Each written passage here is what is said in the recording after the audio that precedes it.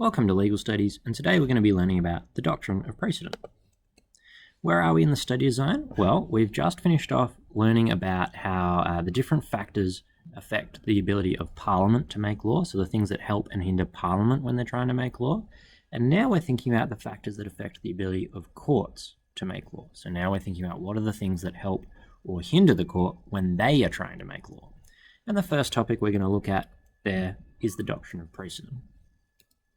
So what do you need to know today? Well, first of all, you need to know what precedent is. And there's a couple of different terms you're going to have to define, such as persuasive and binding precedent. And then secondly, you're going to need to give reasons why this can help the court make law, or reasons why this idea of precedent can hinder the court when they're making law. So just like our previous topic when we were looking at Parliament, now we're looking at court and all of the various factors that help them make laws and all the various factors that can make it harder for them to make laws. So first things first, we need to understand what precedent is.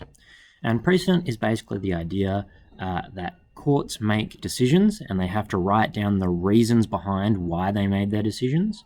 And then courts in the future have to follow those decisions, have to be consistent with those decisions. So for example, to put it in a school context for you, if your teacher decides that you're late to class and therefore you get a detention, well, if someone else next week is late to class, they'd have to follow that decision and also give them a detention. So we're being consistent, right, by following the decisions we've made in the past. And so the word precedent is just another word for a decision made by court. There are two sort of types of precedent that you need to know of. First is binding precedent, and second is persuasive precedent. Basically, the way precedent works is that the decisions made by courts, they have to be followed. They are binding on the courts underneath them in the hierarchy. So in other words, if we concentrate on the county court, for example, if the county court makes a decision, they create a precedent, all right? That decision is binding on the courts underneath them, so that would be binding on the magistrate's court. So if the county court decides that a common assault shouldn't get more than 6 months in jail or whatever, if that was the decision they made, any case that the magistrate court hears about that same topic, the magistrate's court would have to follow that decision because it's binding on them. So decisions coming from above are binding. All right. On the other hand, persuasive precedent is the idea that courts above that level, courts above you, don't have to follow your decision. All right, your reasoning might be persuasive and influential on them, but they don't actually have to follow the decision you've set. So if a county court judge has made a decision, all right, and then that case gets appealed up to the Supreme Court, that decision in the county court is not binding, right, on the Supreme Court. It's persuasive only, all right, because these courts are more important, all right? They're further up in the hierarchy.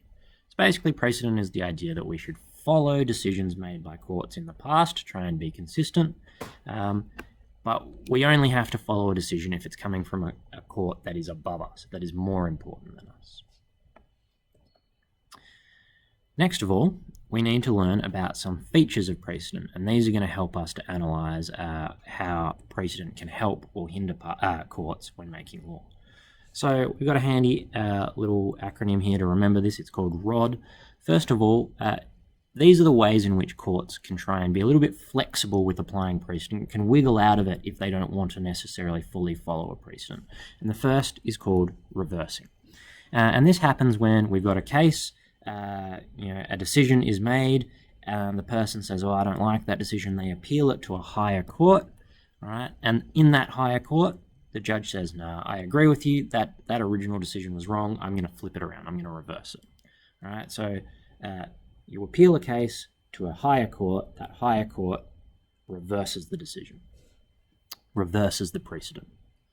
On the other hand, we've got overruling, and that's when a case comes to court and the lawyers are saying, oh, well, looking back at the previous types of decisions made on this type of case, this precedent says you should give them 8 years of jail or whatever. And the judge looks at that and says, no, I think those older cases were wrong.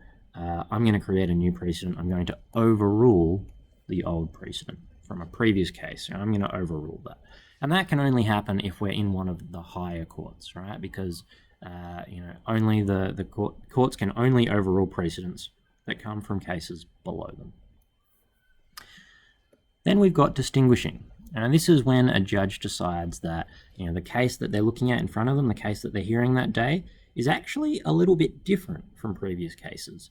And so the previous cases, they have precedent that says you should do X, Y, Z, you should do blah, blah, blah, but the judge decides, oh, actually, the case I'm looking at today is not quite the same. It's a different set of circumstances, so I can go my own way and I can make my own new decision, all right, make a new precedent. And then finally, we've got disapproving. And this happens when, this is usually used by judges in lower courts because they're bound by the precedents from the judges above them. If a judge in a lower court is confronted with a situation where they have to apply a precedent, but they think it's wrong, they might write a judgment saying, well, all right, technically I have to follow this precedent, but these are all the reasons why it's wrong, and I strongly suggest that you appeal to a higher court and have them overrule it. All right. So these features of ROD, reversing, overruling, distinguishing, and disapproving, they're going to help us do the main meat of this topic, which is figuring out how does precedent help courts make law, and how can it sometimes hinder courts in the making of law. And that's going to be the topic of our next video.